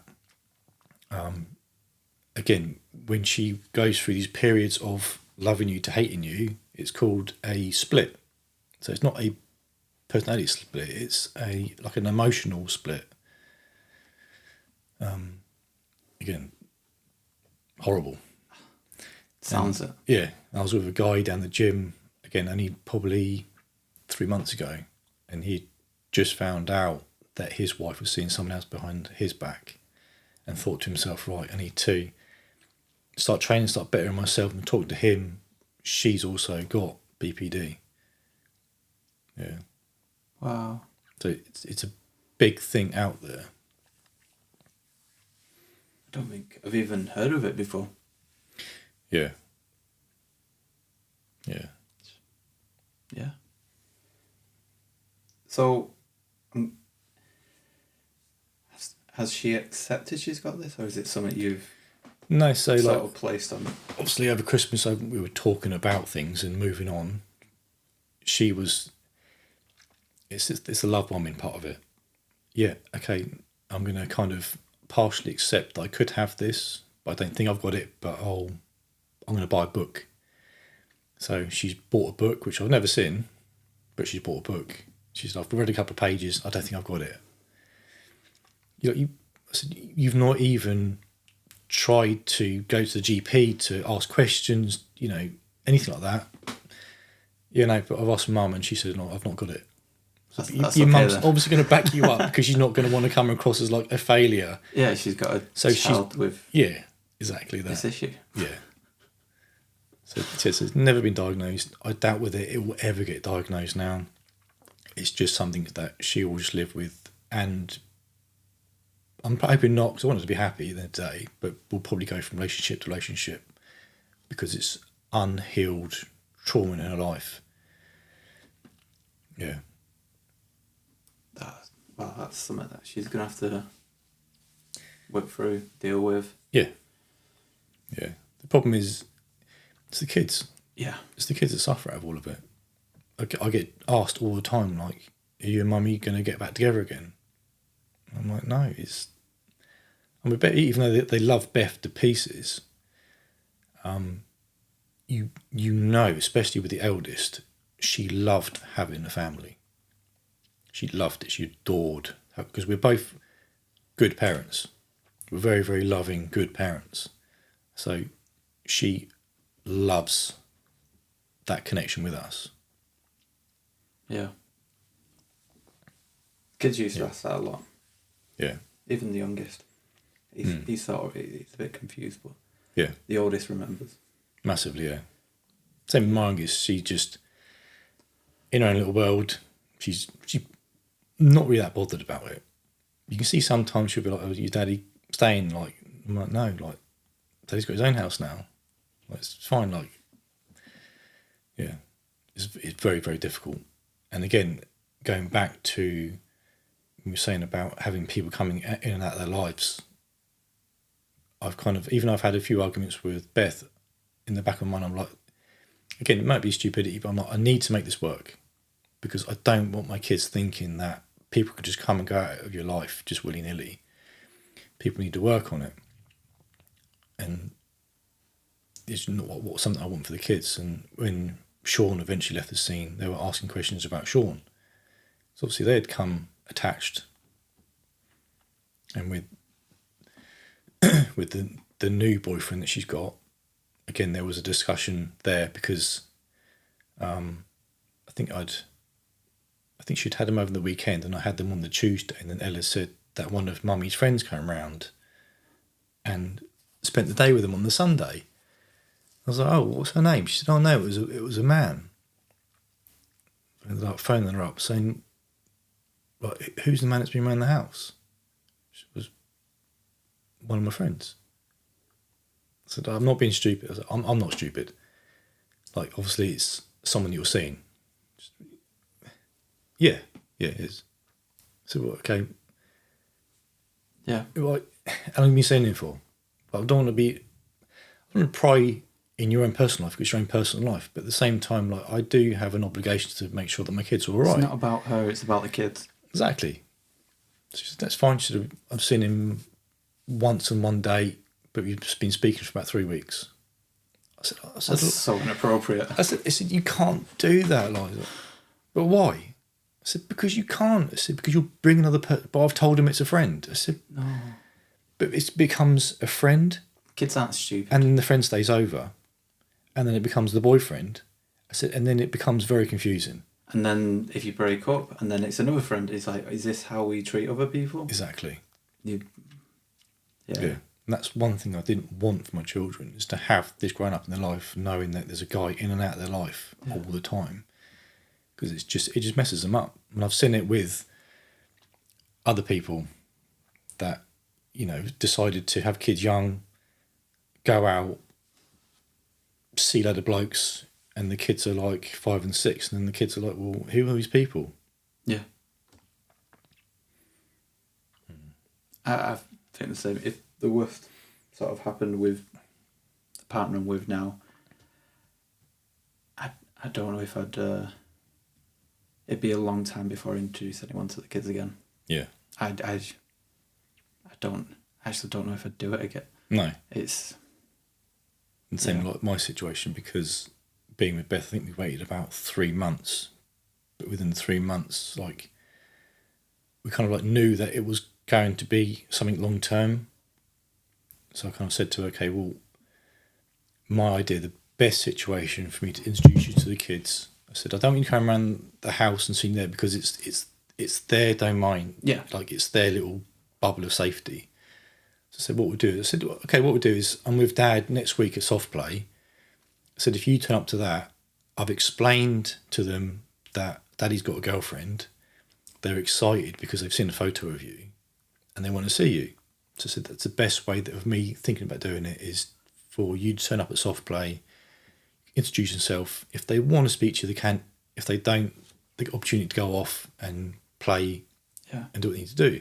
But to be fair, Isla, the youngest one, came and said hello and then went off, did her own thing. But Ella, like, stayed around and actually asked some questions, which I thought, is a very grown up thing to do for like an 8-year-old. Yeah, she's very, very good. That is, my son's 8, and that is, it's pretty grown up, that. Yeah. But again, she's very good with the kids. I think that's another thing that hurt my ex quite a lot, is because the kids warmed to Beth quite a lot. And as I said to my ex, I get it. I do get it, because I had to go through that initially with him, knowing that they'd gone ice skating and that he held her hand going round, and it felt like the kids had been taken away from me. And yeah, you get angry. You do get angry.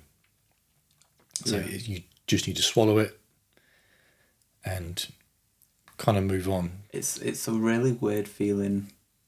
Yeah. I don't know if it's the same with mums and another stepmom-ish style coming on the scene. Yeah. But no, with being a dad, when there's a future potential dad figure on the scene, I don't know. Yeah, it's... It's very difficult. It's weird. For me, it was always... It's like, I don't know, a bit like you're losing your kids a bit or something. Or... Yeah, massively. You are going to think in your back head, is this person going to be better than me? Are they going to warm to him more than me? Am I going to, have the kids turn around and say, well, I want to go and see Sean, I don't want to see you anymore? And these things do pop into your head. The only saving grace for me is, fortunate, unfortunate, the flat that I'd moved to was directly opposite my ex's place of work. Not much I could have done, because it was my boss's flat that he'd bought years ago as an investment. So he said, it is available, it's here. I was like, shit. Okay. So he wasn't overly happy with that, but it is what it was. And I'd seen his van pull up outside the work one evening. So I kind of like ran across the road, jumped in the van next to him. He was like, who are you? So I was like, Liza's ex. So he was like, oh, right, okay, like shit himself. So I was like, well, I'm here now. I want to have a chat. You're on my kids now.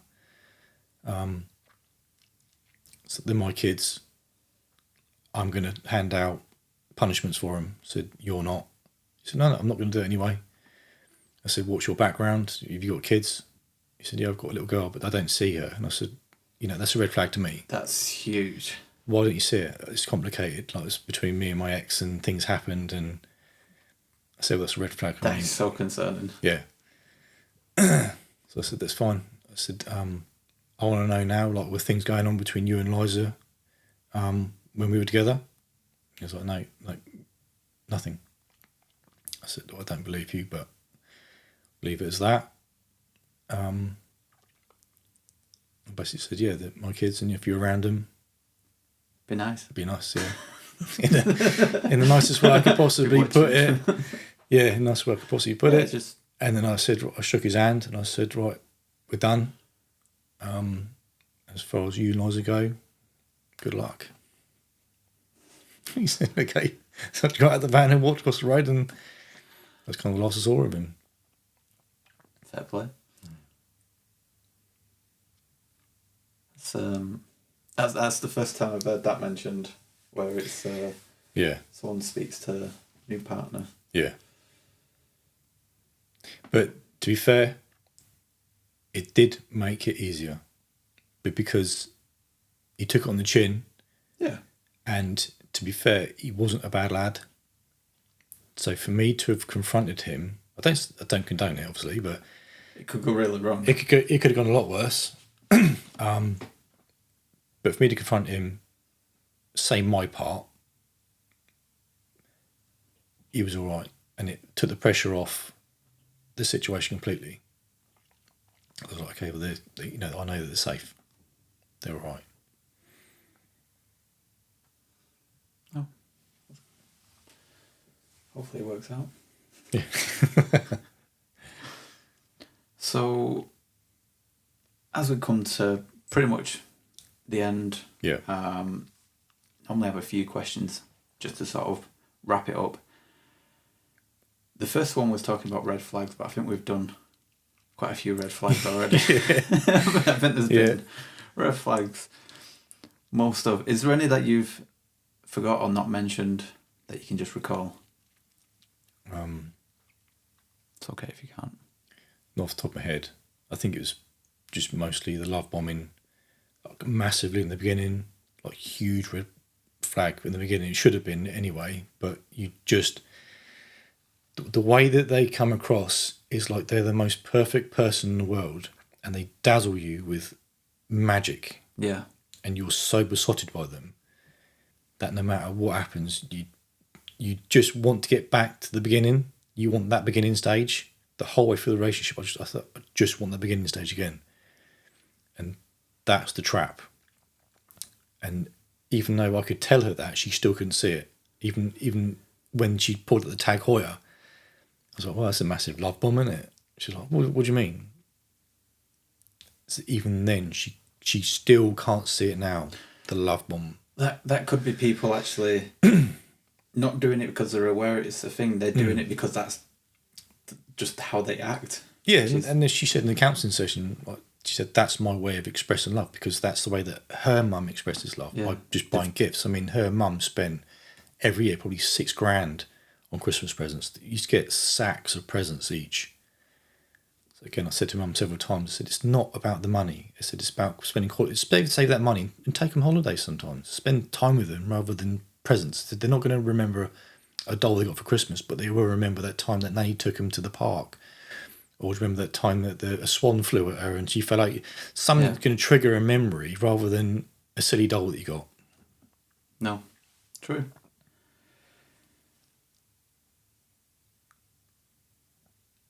Okay. Does what happened make you in any way hesitant about relationships in the future? 100%.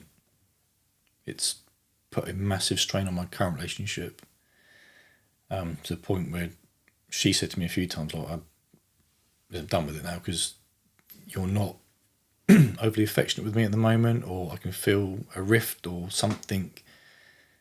I'm not, I get it, but I said, I'm scared to take a step forward in this relationship. The biggest one for me, and this is one of the reasons that we kind of split up over the Christmas period, is she turned around and said, I want a kid.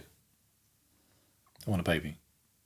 I love your kids so much. They give me so much joy. I want it for my own. And I was like, I'm not being funny. But when we first started talking... Feels like a repeat.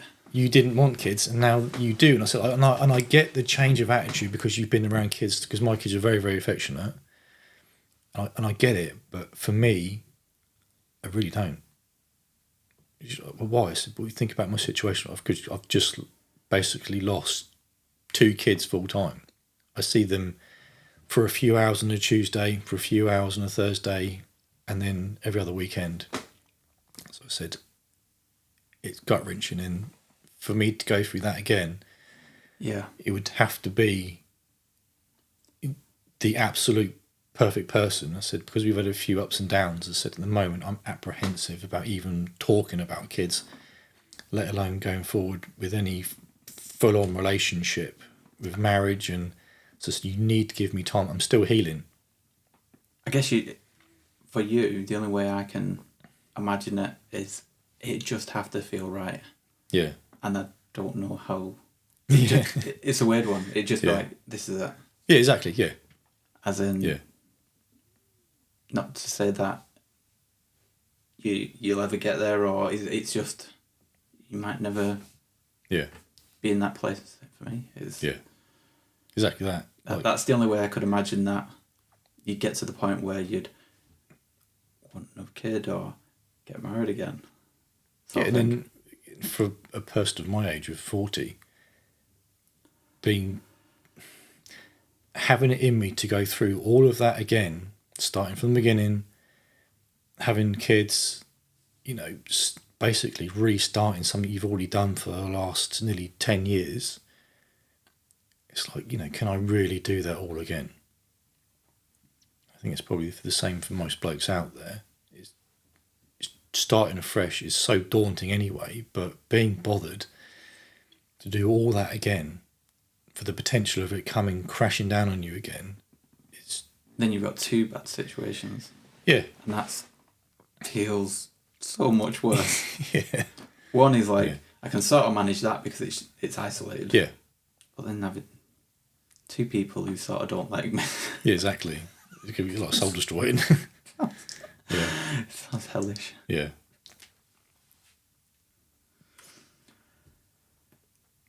Knowing what you know now, would you have done anything different from the point that you separated? This might be a difficult one, since you separated a few times. But so on the actual big separation, the main separation, I think that what I should have done really was gone no contact to begin with. Because for a person with that sort of mental health, not having, they call it the supply, would have been more daunting than carrying on with another person. I think because what she was trying to do initially was have him on the side. If I hadn't have found out, she would have had him on the side, kept me going, and then when that kind of finished, had me back.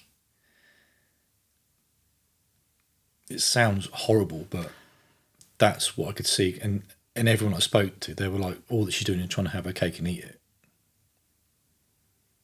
yeah.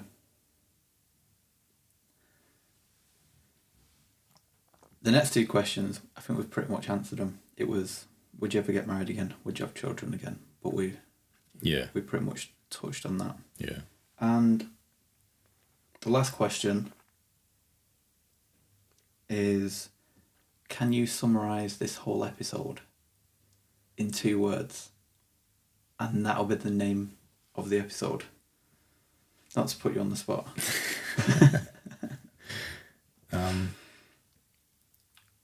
If you struggle, you can always... Mental health.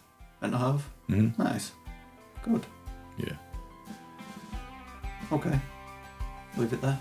It was great for coming. I really appreciate it. Thank you very much. Thank you for having me.